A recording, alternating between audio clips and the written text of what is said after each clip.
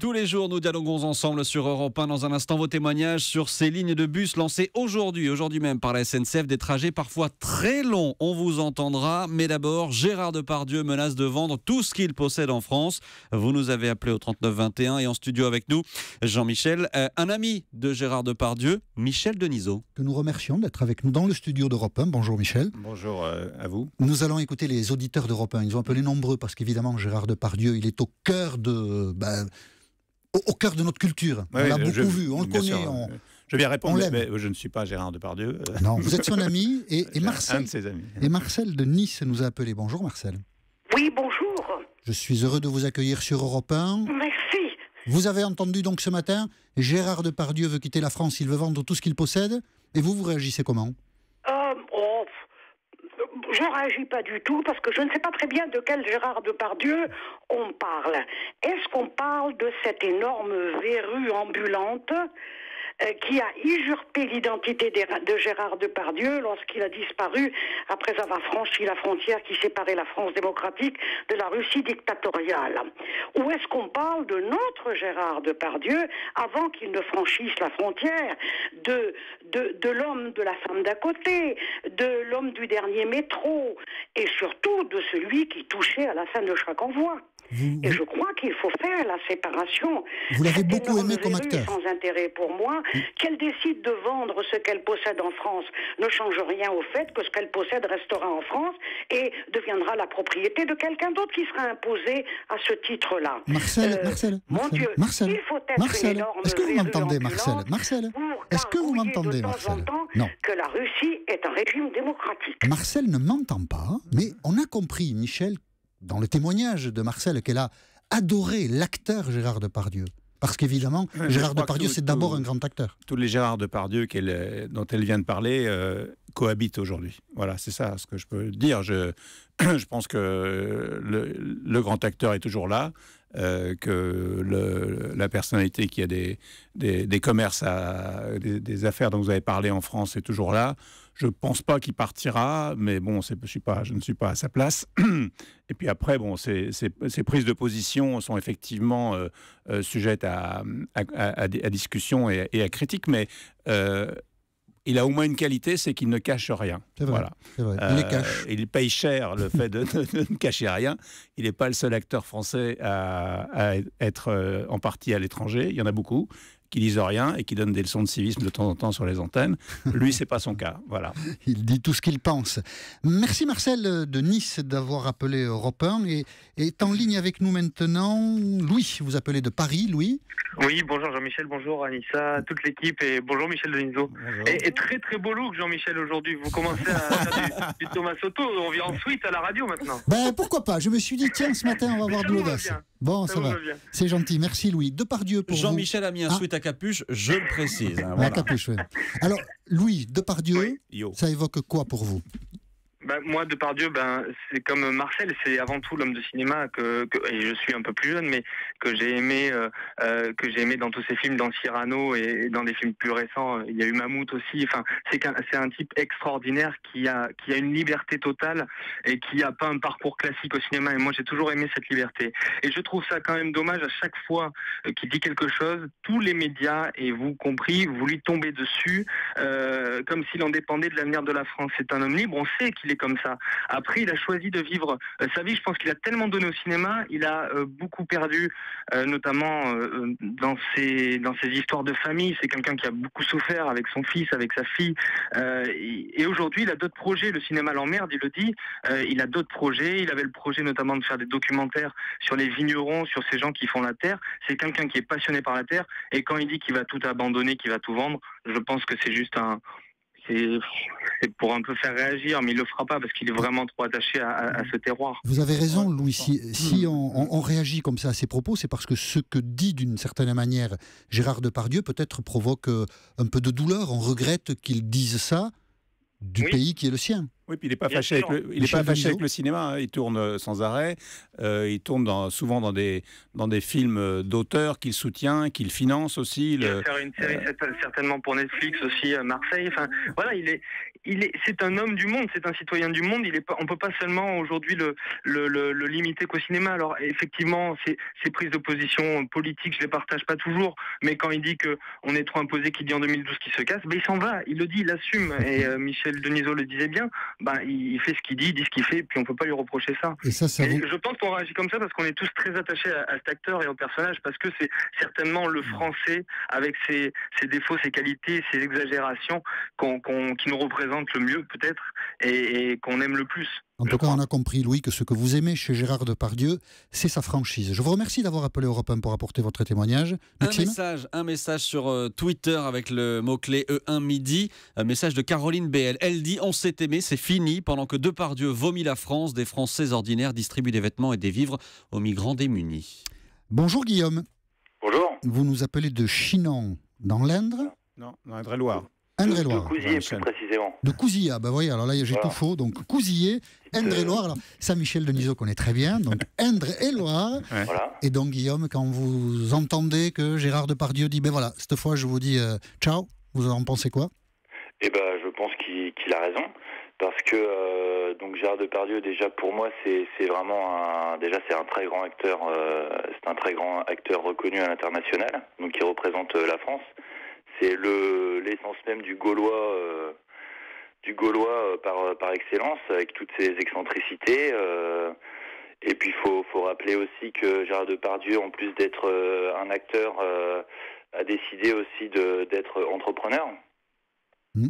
C'est un personnage qui est quand même issu du peuple français.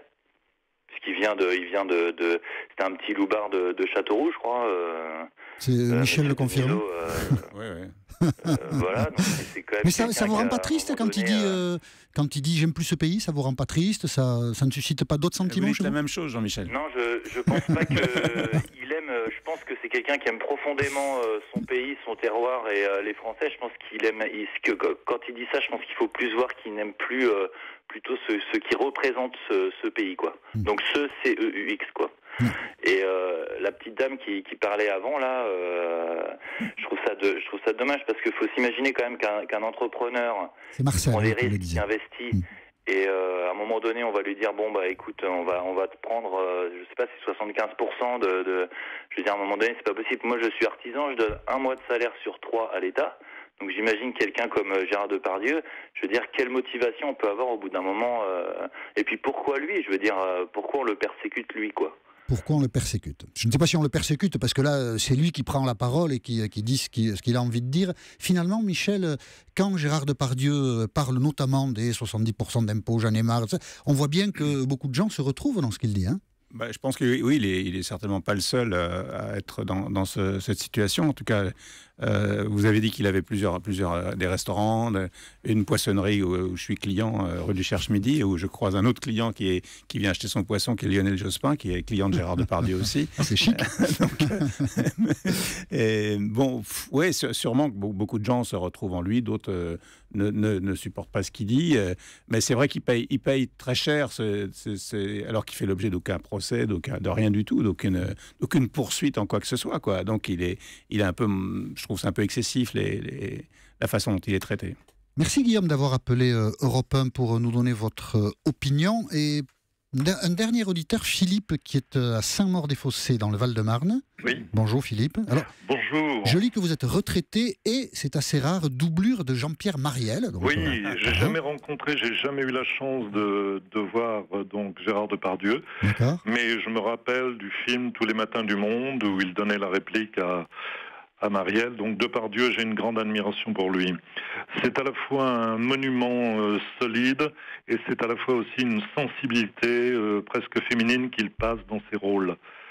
Et j'aimerais vraiment être heureux de le rencontrer, si c'était possible. Et je me rappelle de la balade avec Michel Denisot, cette émission de télévision qui était très bien faite, où on voyait Michel Denisot et Gérard Depardieu se balader dans Paris. Et on voyait la simplicité, la gentillesse de Gérard Depardieu. Voilà. Et puis, il a raison, moi je crois qu'il a raison de tout bazarder, si vraiment on l'embête, parce que ce pays, la France, on devrait être heureux de vivre dans ce beau pays. Et malheureusement, je suis comme tout le monde, je me plains des impôts. On est écrasé par les impôts. Voilà. Donc, Philippe, vous êtes au diapason de beaucoup d'auditeurs et je vous remercie d'avoir appelé Europe 1. Au fond, Gérard Depardieu, quoi qu'il en dise, il est très français. Oui, comme je pense qu'on peut faire un parallèle avec Marlon Brando un peu dans les vies des deux qui ont connu des drames aussi et qui ont été de plus en plus libres, quitte à déranger et à être eux-mêmes et parfois en cavale comme les Gérard. Merci Michel Denisot d'avoir Merci. accepté l'invitation d'Europe 1. Vos témoignages sur ces Ouibus. C'était Ouibus qui me faisait peur. D'accord. Ouibus, ce sont les bus lancés par la SNCF, ces autocars 130 lignes en France lancés aujourd'hui. Vous nous avez appelé au 39 21. Bonjour Benjamin. Oui, bonjour. Je suis enchanté de passer sur votre antenne. Écoutez, on est ravis de vous accueillir sur Europe 1. Vous appelez de Lille. Et Oui, vous, voilà, exactement. vous avez déjà voyagé avec Euroline. C'est ça. C'est pas cher, une mais c'est long, compagnie vous qui fait avez ça dit. depuis pas mal d'années, Oui. qui permet de voyager donc à travers toute l'Europe. Donc voilà, en termes de durée, c'est vrai que c'est assez long. Moi, j'avais fait un Lille-Amsterdam il y a 2 ans, Oui. mais au niveau du prix, ça défie toute concurrence parce que j'avais payé 20 € mon billet aller, 20 € mon billet retour avec quelques charges. Et du coup, c'était vachement intéressant, mais j'avais mis 5 heures quand même. Après, C'est long, à côté- 5 heures en bus, c'est ça? Bah c'est ça, ouais. Après le confort il est assez moyen, ça reste du voyage en bus, mais bon maintenant on sait pourquoi on paye quoi quand on utilise ce genre de transport, mais bon ça concurrence vraiment la SNCF et c'est pour ça que c'est pas mal comme idée Wizo, je trouve.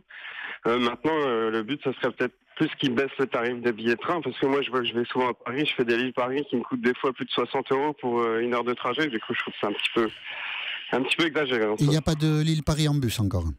Non, j'utilise le covoiturage, moi, du coup, à chaque fois. Ah, d'accord. Mhm. Comme ça, ça me revient à 15-20 € en moyenne, et puis voilà. Mais vous continuez à utiliser le bus pour ces longs trajets ou vous Là, évitez c'était maintenant? exceptionnel, c'était pour un voyage, mais maintenant, je privilégie vraiment le covoiturage, parce que je trouve que c'est plus convivial, ça permet de faire des rencontres en même temps. Et puis voilà, quoi, ça limite les frais. Puis en général, on peut prendre le covoiturage à plusieurs si on fait des longs trajets, en général par 2, donc c'est intéressant. Le bus aussi, ça permet des rencontres. Hein. Oui, bien Oui, sûr, mais d'accord. c'est quand même un peu plus impersonnel. Enfin, c'est comme un TER, Oui, quoi. bien Quelque sûr. part, on a sa place. C'est pas comme le covoiturage où ça fait un petit peu partie du contrat, je dirais, de faire la discussion avec tous les gens du véhicule. Voilà. Merci Benjamin d'avoir appelé Europe 1. Plutôt maintenant le covoiturage que le bus. Nous avez-vous dit, on va voir si c'est un peu la même chose avec Hélène qui nous appelle de Baudoncourt dans la Haute-Saône. Bonjour Hélène. Bonjour. Alors vous avez fait, je vois ça sur l'affiche, je trouve ça pas mal. Hein. Colmar, Kiev, 30 heures de car. Oui, à peu près 30 heures de car. Ça fait à peu près 9 ans, donc je ne sais plus tout à fait le d'accord. nombre précis. Mais c'était long. Ah oui, c'était long. Oui. Quelques petits arrêts, mais bref. Et puis la nuit dans le bus, les chauffeurs se relayaient, hein, donc on ne s'est pas arrêté pour la nuit. Et, vous avez eu l'impression d'être en insécurité à un moment à cause de ça? Pas du tout. Absolument pas, non. Et puis, c'est vrai qu'on peut tout à fait faire connaissance avec les autres occupants du car et j'ai discuté un petit peu, les arrêts et tout, et c'était vraiment sympa. Agréable. Et depuis ce Colmar-Kiev, qui a donc quelques années, Hélène, vous avez repris le bus pour des longs trajets comme ça? Non, pas encore, mais j'ai un petit peu dans l'idée de faire Besançon-Prague, parce que j'ai un mari qui n'aime pas l'avion. D'accord. Et je suis allée à Prague il y a un certain temps, et j'adorerais retourner voir cette ville qui est splendide, et donc j'envisage de le faire par le bus. Mais là, ça existe, sera moins long. Ça existe. Moins long. Vous avez repéré le trajet Besançon-Prague? Oui, il y a des voyages réguliers Besançon-Prague. Donc et là, c'est beaucoup moins long quand même. D'accord. Et là, vous attendrez le printemps peut-être pour Prague? Voilà, peut-être, oui. Bon, donc je vous souhaite, avec une énorme anticipation, un bon voyage à Prague, Hélène, et je vous remercie d'avoir appelé Europe 1. Merci beaucoup. Margot, bonjour. Bonjour Jean-Michel. Vous nous appelez de Lyon? Oui. Et vous, le bus, c'est peut-être bien, mais ça ne va pas assez vite, c'est ça? C'est ça. Pour moi, c'est un super moyen de transport pour les personnes qui ont peu de moyens. On est aujourd'hui dans l'ère du transport covoiturage, de l'économie. Donc, à mon avis, ce sont des moyens de transport qui ont le vent en poupe parce que les Français ne sont plus prêts à payer un billet d'avion ou un billet de train très cher. Maintenant, je ne suis pas sûre que ce moyen de transport plaise à tout le monde. Côté sécurité, je prends l'exemple du Thalys, avec l'événement qui s'est passé il y a quelques semaines. Je ne pense pas qu'au niveau de la sécurité, on soit très fort sur les bus. Aussi, côté écologique, je ne pense pas que l'empreinte carbone soit super. Je pense que dans ce cas-là, le train serait mieux. Donc pour moi, je suis d'un avis mitigé sur ce nouveau Ouibus. Vous avez des amis, vous connaissez des personnes qui ont utilisé ou ont envie d'utiliser, puisque maintenant il va y avoir beaucoup d'offres, ce type d'offres? Oui, tout à fait. Surtout des jeunes. J'ai 25 ans. Oui, j'ai beaucoup d'amis qui veulent faire des voyages à bas prix. Donc, c'est sûr que les billets à partir de 5-10 euros, bien évidemment, le confort n'y est pas. Mais quand on est jeune, je pense que ça peut plaire à plus d'un. Moi, personnellement, faire 5 heures de bus, alors qu'on peut faire un trajet en avion en 1 heure, je ne pense pas. Vous préférez le trajet d'1 heure?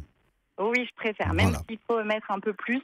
Voilà, c'est un avis mitigé, mais je pense que ça va plaire à beaucoup de jeunes. Mais votre impatience, beaucoup d'auditeurs doivent la partager. Margot, je vous remercie d'avoir appelé Europe 1. Vous étiez très nombreux à nous appeler aujourd'hui encore, et je vous en remercie.